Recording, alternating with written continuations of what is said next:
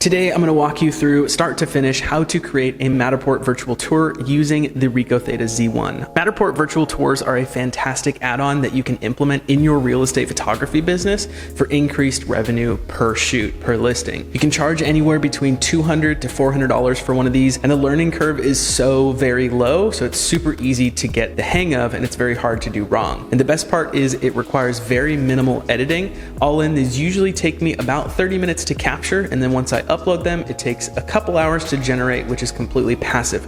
No work on your part is required. Depending on the number of scans I did for any given property, if it was 20 scans, it might not take longer than an hour. But if it was 50 plus scans, it may take more than a few hours, 3 or 4 hours to process. Once I get the notification from Matterport that it's ready to review, I just double check the finished product, select my starting point, and then click share, and I'm just done. As I'll say again and again, where you'll make your money in this business is not just with your real estate photos, but all the available add-ons that you can provide in addition to photos. The goal is to do as many services as possible for each property, and Matterport virtual tours are a great addition to your service arsenal. Hi, my name is Jordan, and this channel is all about helping both new and experienced real estate photographers maximize their business growth and ensure they're gaining the most amount of revenue per listing. If you find value in this type of content, and specifically this video, be sure to let me know by leaving a comment, liking this video right now, and subscribing and hitting that bell so you don't miss out on any future videos like this one. I have an iPhone, so that's going to be the base of what we're talking about, but you can use an iPad or any newer Android phone or tablet to get this done as well. First, you want to make sure you've downloaded the Theta app and the Matterport app onto your phone just from the Play Store or the App Store. Second, we're going to take our camera out of our bag, take off the lens cap, put on our base plate, and attach it to our tripod. Then we'll power on the camera, wait a few seconds until you see the Wi-Fi signal, and then open up the Theta app on your phone. If you have not connected your Ricoh Theta Z1 to your app before, you'll want to remove the base plate from your camera, take a note of this combination of letters and numbers on the bottom of your camera, and then reattach the base plate. We're going to need to enter that code into our Theta app to get our camera connected initially, but once you do it once, you shouldn't have to do it ever again. Once we've connected our Ricoh Theta Z1 to our Theta app, we'll open up the Matterport app, give it a second, and we see here that our Z1 is connected to the Matterport app and is ready to go. You don't want to have the tripod too high, probably just a bit lower than you do for photos. Because this is a 360-degree camera, once you see the final product, you'll see that it looks like the camera is sitting quite a bit higher than it actually is, so we counteract that by dropping the tripod down just a bit. And I always start at the front door and work my way through the rest of the house. And you want scans to be around 6 to 10 feet apart and clearly visible.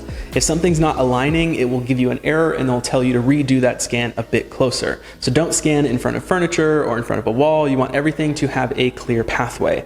Remember, you're creating a virtual tour, so you're in charge of where the viewer can actually click through the property, so make sure it makes sense. When going down a hallway, for instance, scan down the hallway, paying special attention to doorways, where they sit, and that you're scanning in the center of the hallway's width and the center of the doorway, clearly facing in, so there's an easy clickable path for a viewer to follow. As you'll see when you go through your finished product, the whole goal is to make these as easy to walk through as possible for a potential buyer who's viewing the property via a virtual tour, so use common sense when you create this. If you're scanning an empty house like this one, then you can get away with doing fewer scans, maybe just a couple in each room. If you're doing a scan in a staged home, then you'll have to maneuver through furniture, and you'll most likely have to do 4 scans and a scan in each corner to have people be able to walk throughout the living room, for example.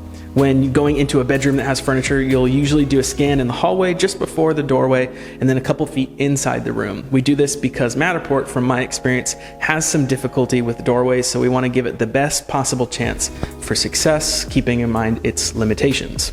Most of my clients that get virtual tours don't usually want to include the garage in the tour, but sometimes if it's an empty property like this one, you'll want to include it. However, most garages have doors that are tilted, so when they open, the doors will usually fall back shut automatically, so you can't just leave the door open to scan throughout your tour. I recommend getting and keeping a doorstop in your backpack for situations just like this, but I want to share with you what I do to have these tours look the best, have the garage be accessible while keeping the garage door closed for almost the entire scan. So I'll scan everywhere around that garage door, keeping that door shut. And when I'm ready to scan the garage, I'll open the garage door, put my doorstop down, then put the tripod right in front of the doorway, and then scan. What this does is when someone is going through clicking around the property, the door will be closed, but as soon as they click the circle in front of the garage, the door will magically be open and let them walk through. Again, we want to be careful with this, so when you're actually scanning the garage, make sure to do a scan just inside the doorway to give as much overlap as possible to force Matterport to recognize the transition between home and garage. If it's detached garage, I wouldn't even scan it. Also, quick tip related to that, I almost never scan outdoors. There's too much margin for error. If there's a patio, sure, maybe a second floor patio, I'll go outside real quick, but I will not scan the backyard or the front yard. It risks ruining the entire tour. If someone asks you to scan outdoors, let them know it most likely will have some alignment problems no matter what you do or try, and that's just a limitation. Tell them you're willing to give it a go, but from your experience, it probably won't go well. Once you've completed your scans, you'll turn off your camera, pack it up, and click upload in the app, and you are all set to go. That's it. These Matterport virtual tours are incredibly easy, and they're a fantastic way to drive increased revenue to your real estate photo business. I know these virtual tours can seem pretty intimidating when just getting into them and just starting out, but if you follow all these steps I laid out, you should be creating super smooth and awesome virtual tours for your clients in no time. If you have any questions related to creating your Matterport virtual tours for your clients, please leave your questions below and I will absolutely answer them almost immediately. Thank you for watching, and if you found value in this video, please let me know by clicking the like button and subscribing to this channel. And make sure to turn on notifications because it goes a long way to helping this channel grow. Thank you for watching, and I will see you in the next one.